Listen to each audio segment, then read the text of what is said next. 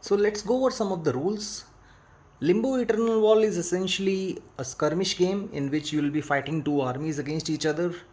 You'll select some characters, build an army, upgrade those characters with some upgrade cards, take a Divinity card, which will be like a powerful ability you'll have throughout the game.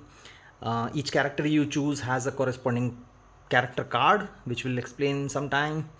And then you'll also have a bunch of cards, fate cards in your hand, which you can use again during the actions to do some special abilities or change the game in a different ways. And you'll have some fate which you will be shifting to each other basically as you play the game.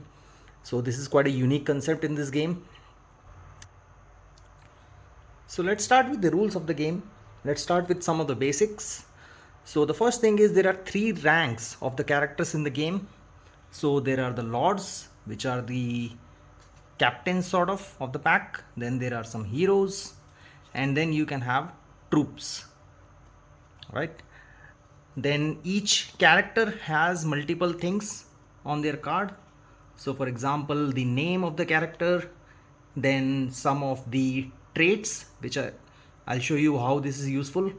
Then the health of the character, when it attacks, how much it attacks with, the defense, the armor, and when this character moves, how many steps it takes. Then these are some of the abilities of the character. These are the skills of the character, which again I'll show you later how this is useful. And then these are the keywords related to the character. Right. Then there are these divinities. So each faction will have one divinity.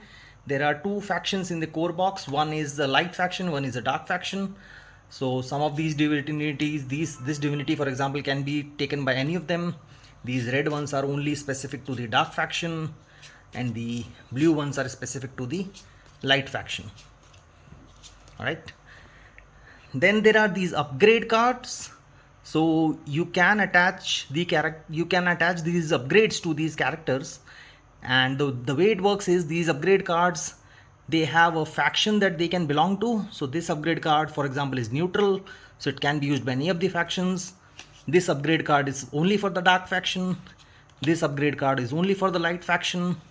And then there can be limitations. For example, this upgrade card can only be used by a hero or a lord type of character, not by a troop.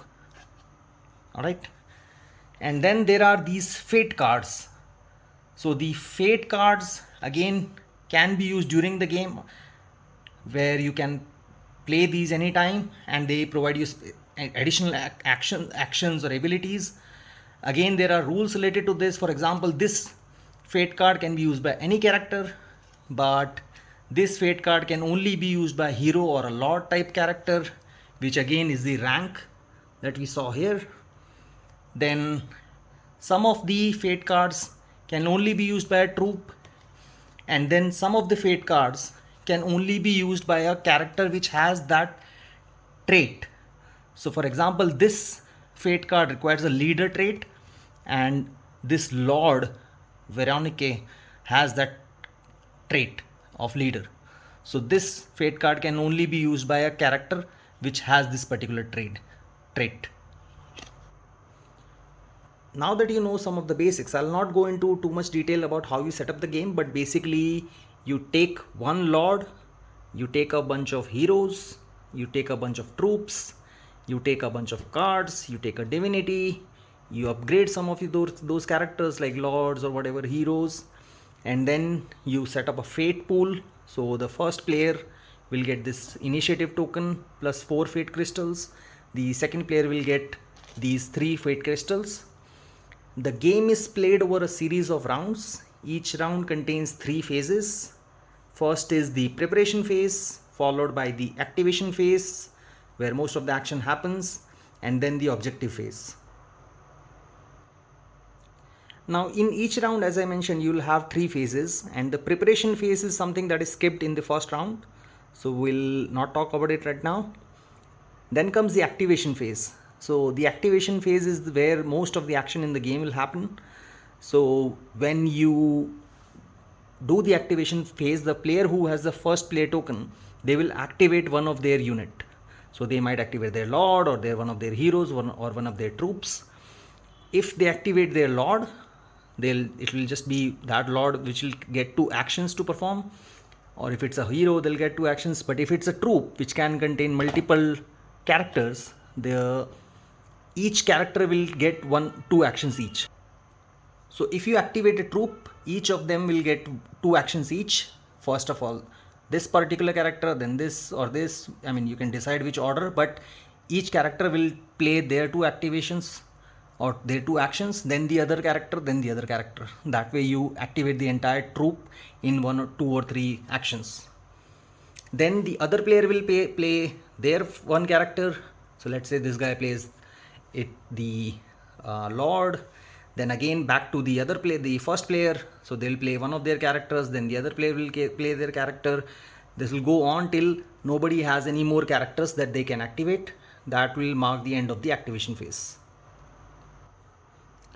So during the activation phase, you can take 2 actions with each character, and there are total 6 type of actions from which you can choose.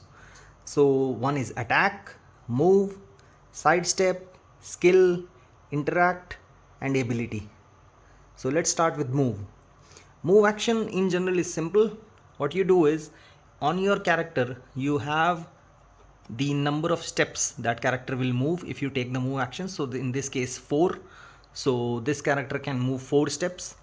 They can move either orthogonally or diagonally. So you can move, let's say 1, 2, 3, 4, something like that. Or what you can do is you can take a few steps. Let's say you can take 2 steps, and then you can do another action like attack, and then you can take the rest of the move action steps that you have left. You don't necessarily need to move all the number of steps that you have for that character. You in general cannot move through other characters. And if you move away from a character, this character will get an attack of opportunity. They'll use that opportunity. Since you are stepping away, your guard might be down, so they'll get an opportunity to attack you. We'll cover the attack of opportunities action a little bit later. Similar to the move action is the sidestep action. So in the sidestep action, what you will do is, let's say you are close to this character and you want to move away. So in general, this guy will get an attack of opportunity. But if you do a sidestep, it's like you are very carefully moving away from this character without invoking an attack of opportunity. So you can only take 1 step, but the other guy will not get an attack of opportunity. So this is like moving in general. If you have to move away, you would try to prefer to do the sidestep action instead of the move action, so that you don't get attacked. The other action that you can take is a skill action. So each character has a bunch of skills that are listed here, and you can use one of these skills on the character. So this is a focus, this is a command skill, this is a guard or shield, this is a channel ability or skill, not ability, and this is a guard skill. So I'll show you what each skill does, and some of the use cases where the skill will be useful will come later when we talk about attacking. So the first ability, which almost all the characters have, is the focus ability. If only my camera could focus. Okay, so this guy. So when you use this focus skill on a character, that character gains a focus token. So you'll put that focus token on that character. Now when a character has a focus token, it will become handy when this character attacks someone or when it's attacked by some other character. Each character can only have 1 focus token on it.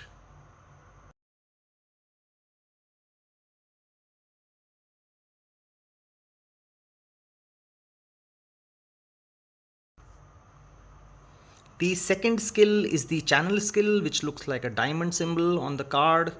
Whenever you use the channel ability, the channel skill on your character, that character will get this fate crystal, which you will put on that character. there is no limit on the number of fate crystals that a character can have, so you can put any number of fate crystals on your character. Then there are a couple of skills which can be useful, let's say when you are ending the action as the last action for each character, because they help you or your character even when there is that a character is not activated but some other character is attacking that character. For example, focus is also one of them, but the other three are, one is evade. So if you use this skill, if your character card has this skill, you put this evade token on the character. Now with the evade token, again your character can only have one evade token, but the next time this character is activated in the next round, this evade token will be removed from the character. Then the other one is guard. So this, again, there can be only one on a character, and this token will also be removed when the character is activated in the next round. So generally you might use this as a last action for your character. The third one is shield, which again can be put on your character. Only one of these tokens can be on a character.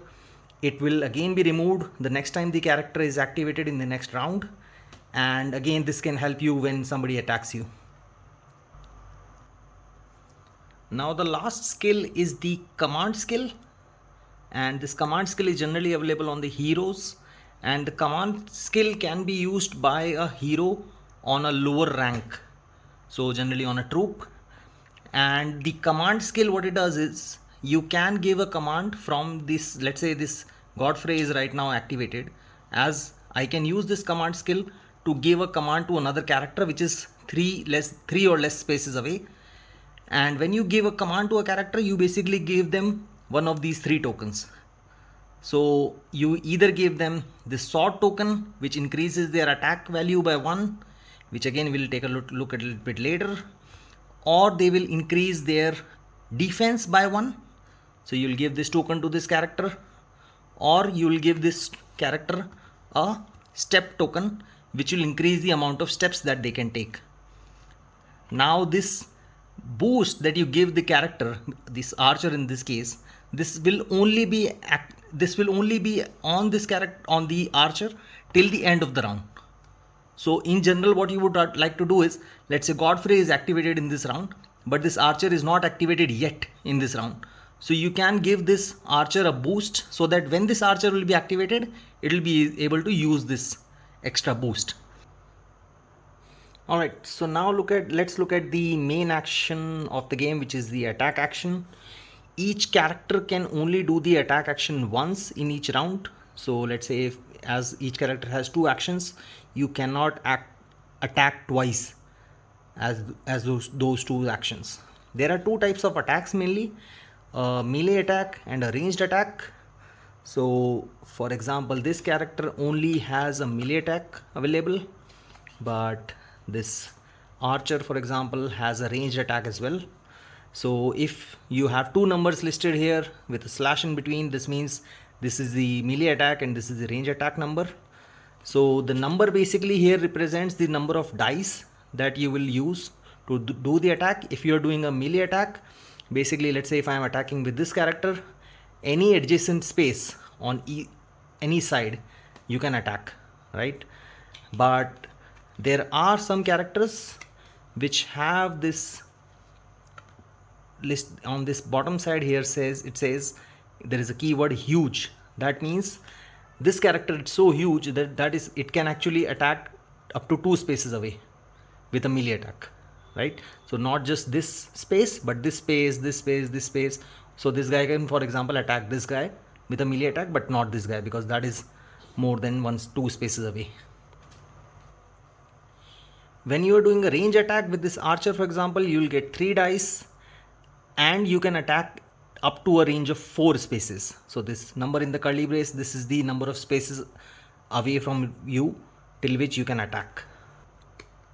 If you try to attack a character which is more than 4 spaces away, the number of dice you'll get will be reduced by 1 as you move away, farther away. So if you are attacking a character which is 5 spaces away, you'll get 2 dice only. If you are attacking a character which is 6 spaces away, you'll get 1 dice only. and farther than that you cannot attack at all. Now once you have decided which character you are using to attack and which character you are attacking, then you have to decide whether it's an advantage attack or a disadvantage attack. So what is that? Let's take a look at that. So let's say I'm attacking from this archer to this guy over here because it is within the range of 4, and I'll be attacking with a range attack, so it will be an attack of 3. So I should ideally get 3 dice to roll, but there can be things which can change this. So for example, let's say if the person that I'm attacking has a focus token on it, so this gives me a disadvantage since I am attacking this guy.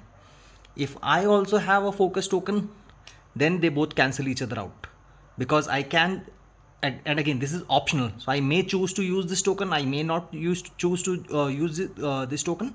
Similarly, my opponent may choose to use this token or they may not choose, but if they do, so these two will cancel each other out. Another thing that can give me a disadvantage is, let's say if I'm attacking from this archer to this guy, but from the opposition faction my enemy has a guard token on it, and this enemy can attack me essentially. So this gives me a disadvantage because this guy is sort of guarding its friend against my attack. So this gives me a disadvantage. So in this case there are 2 disadvantages and 1 advantage, since I choose to use my focus and my opponent chooses to use their focus. So it's a disadvantage attack. Let's say this guard token was not there, and let's say this focus token was not there, so this becomes an advantage attack. Now how does this matter? So let's say if it's an advantage attack or if it's a disadvantage attack, it doesn't matter. In both the cases you will get to roll extra die. So let's say if it's an advantage attack, instead of 3 die you'll roll 4 dice because there is a 1 advantage. You roll your dice, and then since it's an advantage attack, you can choose to, I'm the attacker, I'll choose to remove one of the die and I'll choose to take this result. But if let's say this was a disadvantage attack, then my opponent, whom I'm attacking, will get to choose one of the die to remove. So essentially at the end you will only be using the number on 3 die, but whether you remove the die yourself, that will be in case of an advantage attack, and in case of a disadvantage attack, my opponent who I am attacking will remove 1 die. Now when you attack, the results matter because this symbol is essentially a 0, so there is no attack for this one. This you gain 3 attack, on this die you gain 5 attack. Now 5 is a critical hit, so you can either choose to explode that hit and roll another dice which will give you another number. Let's say it gives you 2. If it gives you another 5, you don't re-roll again. So that is one thing that you can do if you get a 5 which is a critical hit. Or another thing that you can do is, some of the characters, they have a symbol here in their keywords with this dagger type icon. So you can choose to activate this not essentially a skill, but this keyword to do some damage to your opponent. So you can choose either one of these. This is only available when the attacking character has this keyword listed. So you take the total of the die, then you look at the character that you are attacking. So in this case my archer was attacking this big guy, so you take the defense total of that character. So in this case it's 4 plus 1, that is 5. So you divide the total of your die result, which is 8 in this case, you divide it by the defense total, which is 5. So 8 divided by 5 is 1 point something, but you round it down, so the total damage that you'll do to this guy will be 1 damage. So I'll put 1 damage on this character that I attacked. Now there are certain things which can change these values. Let's take a look at them quickly. So as I was mentioning, there are a few keywords which can change either your die result, that is the attack total, or the final damage that you do. So let's take a look at them. One of them is this keyword called accuracy, and accuracy just means that it adds to your die result the number that is mentioned after it. So in this case accuracy 1 means you'll add 1 to your die result. So let's say this Rose Knight, who has an attack of 3, was attacking with 3 die, and this is the die result. So you will add 1 to the die result because it has an accuracy of 1. So the total die result instead of 9 will become 10. That is the first keyword, which is accuracy. Now on the flip side, there is another keyword which is this evasive, that reduces your die result. So let's say this guy Henril was being attacked and this was the result of the die roll. Now since this guy has evasive 3, you will reduce 3 from this die result. So the die result becomes basically 6. Now in addition to this, let's say this guy, the last time you activated Henril, you used the evasive skill to put a evasive token on this. This adds 2 more evasive. So essentially this guy has now 5 evasive.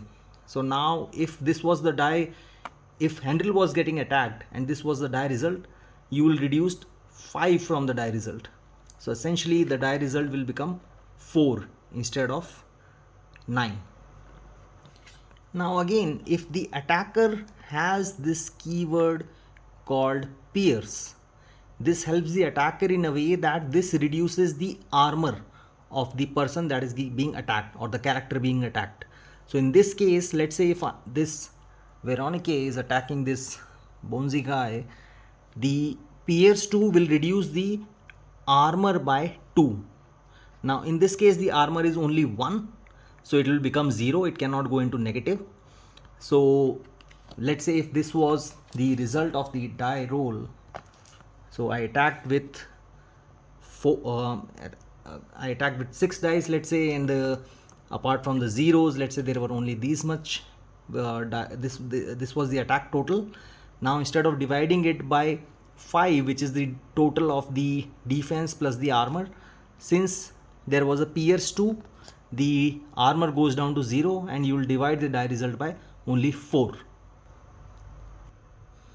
Now the last keyword which can change your final damage that you do is deadly, which comes with a number. So deadly 2 in this case. So let's say Wrath was attacking Veronica, this was the die result. Now after dividing it by the defense total, let's say somehow the attack result comes, the final damage that you have to deal is 2 damage. You will multiply that 2 with the deadly value. So 2 into 2, 4. You will deal 4 damage to Veronica. Or if let's say the damage total that you did eventually was 1, you will multiply 1 by the deadly value 2. So you will deal 2 damage. Similarly, if you were to deal 3 damage, instead of that, you will multiply it by 2 and you will deal 6 damage. Now after you apply all the keywords and all the modifiers, let's say the amount of damage that you deal is 2. And in this case, this character already had 15 damage on it.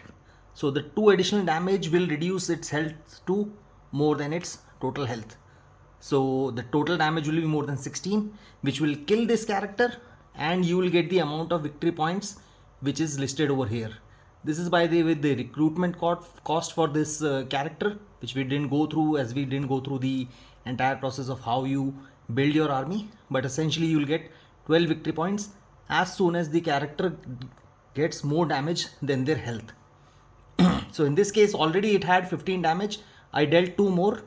The total health was 16, so the total damage is 17. So 1 damage is essentially waste, but this will kill this character and I'll get 12 victory points. So let's quickly go over the critical hit thing once. So as I had mentioned, if when you attack, let's say Goron is attacking Godfrey here, and you roll a 5, this is a critical hit. Now you can use this 5 to either roll another die to add to your attack total, or you can use this 5 to activate this keyword which is at the bottom here with this sword like symbol, to do a particular bane to your opponent.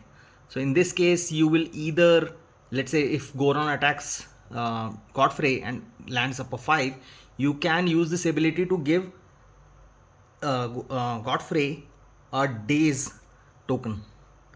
Okay, or if Godfrey is already dazed, then you will give it a stun token like this, right?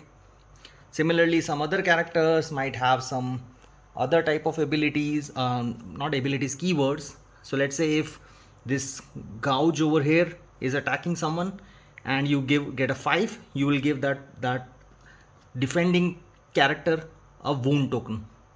Okay. Similarly, there is also an immobilize token which is activated by some abilities. I'll not go into details of what these tokens do, but you can look it up in the rule book. Another type of keyword that might be associated with a critical hit or an ability is a break. So a break is essentially, let's say if Wong is attacking some character, let's say Wong is attacking this character and you get a 5 on the die result, you will give this person a break of attack. So this is opposite to the boost that we saw that you can give someone with a command action. Breaks basically reduce your ability by that much amount. So let's say this person's attack will go down by 1 if Wong attacks him, gets a critical hit and gives it a break attack. Similarly, let's say if Charlotte was attacking this guy, you get a 5, you give it a break defense. So this guy will get a break of defense 1. That means its defense value will go down by 1. Okay, in this one the attack value will go down by 1. Similarly, there is also a break of movement. You can reduce the movement by 1.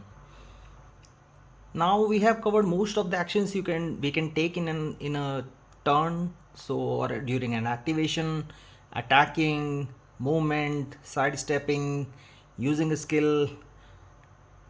Then the main last one that is remaining is using abilities. So on your card, each card has a bunch of abilities listed over here, each with a different type of symbol which means different things. We'll cover them one by one with an example of each. Now the first type of ability is this action ability, which you will have to use an action to use. So for example, in this case, Veronica has an action ability that when it attacks, you gain an advantage, and the person that you are attacking, or the defender in this case, you will ignore all their abilities, all their keywords, everything, and your opponent cannot play a fate card as well, right? Now this seems like a very powerful attack. Why won't you use this every turn? Well, that's the beauty of this game. To use this action, you will have to spend 3 fate crystals. So if you remember, initially we had said that each of these players, the first player will get 4 fate crystals, the other player will get 3 fate crystals. If you want to use this ability, you will have to spend 3 fate crystals, and not just spend them, you will have to sort of give them to your opponent.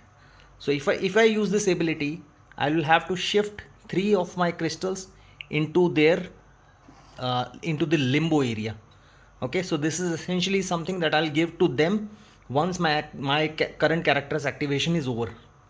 So I'll put these over here, use this ability, and then I'll shift this over to my opponent, and now they have a huge number of fate crystals to use on their next activation, on their next character that they'll activate. So even though these are very powerful, they are expensive in that way. So this was the first one, which is an action ability. Now another type of ability is this reaction ability. This is only applicable when the condition that is specified is met. So in this case, it's saying when a friendly character which is within 3 is attacked, the attacker gets a disadvantage, and then it will get a daze after the attack. So in this case, let's say if this person is attacking my archer, since it is within range of 3 of Veronica, I can activate this ability. So for that, to do that, I'll have to spend the number that is mentioned here, 2. So I'll have to move 2 fate crystals to the limbo area when this guy is attacking, right? To use this ability, the attacker will get a disadvantage, and after the attack is resolved, this guy will get a daze token. And obviously once I give that guy the daze token, I'll have to give these 2 fate crystals to my opponent.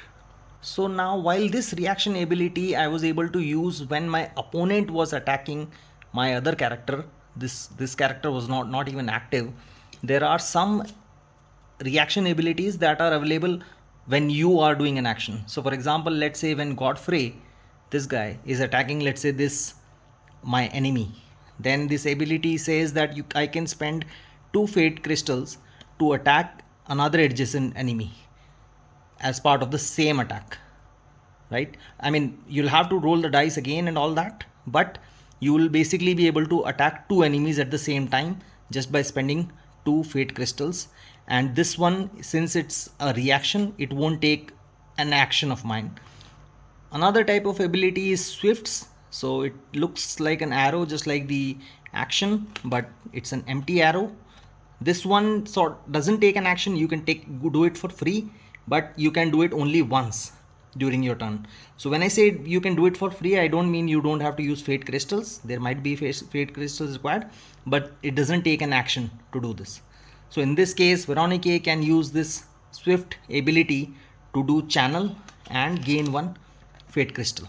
So you will put 1 fate crystal on Veronica, and then whenever you are using some of the other ability of Veronica, let's say you want to use this ability, instead of giving 3 fate crystals from your fate pool, you can spend one of your crystals on that character to pay for that cost. This fate crystal will go back into the box. This will not go to your opponent. Another example of a swift ability is, for example, on Godfrey, it has a swift ability called Born Leader, which costs 2 fate crystals, which is a command. Basically, you can give a command to another character and they can perform any action.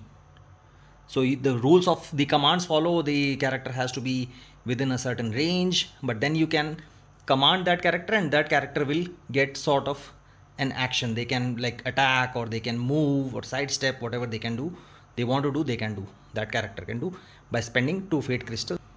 The last type of abilities are constants. So these can be used at any point, again when the condition is met.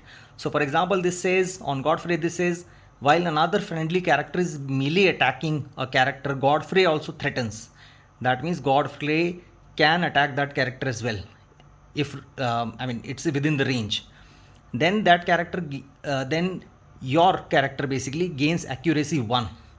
So in this case, for example, let's say if my Rose Knight is attacking this guy over here, and Godfrey also can attack this, it's within the range, so Godfrey is basically threatening this character.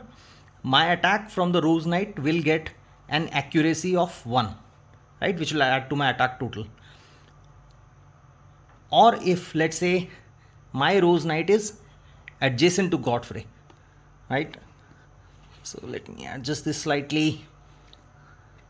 So let's say my Rose Knight is adjacent to Godfrey, right, and attacking this character here, then I'll get accuracy 2 in this case. And for this ability, for example, in this case, I don't have to spend any fate crystals.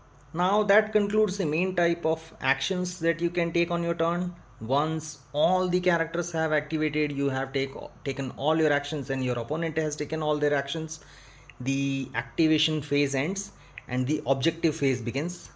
Now there are a certain number of things that happen in this phase. So for example, the player with more number of fate crystals at the end of the round will gain the amount of the victory points equaling to the amount of the difference. So in this case, my opponent has 5 fate crystals, I have only 2, so they'll gain 3 victory points, right, which is the difference. That is one thing that happens. And another thing that can happen is that game might end. If let's say we are playing a game up to 50 victory points, if my opponent or I get 50 victory points at this point, the game will end. If the game doesn't end, you will sort of start a new round. So you will remove all the tokens that are removed at the end of the round. For example, the attack of opportunity token, which looks like this. So whenever a character does an attack of opportunity, they get this token, which will be removed. Then any boosts any character has or any breaks any character has, those will be removed, and you will sort of begin a new round. Now when you start a new round, you will basically reset the fate pool So both the players will get 3 fate crystals, and then the player who had, let's say this was the situation, right? So both of us will get 3, and the player who has less number of fate crystals will get the 4th one. So I will get the 4th one. I'll get 4 in my fate pool. My opponent will have 3. Now that we have reset the fate pool, fate crystals, we will basically decide who will be the first player for the next round, right? So the way to do that is basically you take all the crystals in, hide it from your opponent. Your opponent will take all their crystals.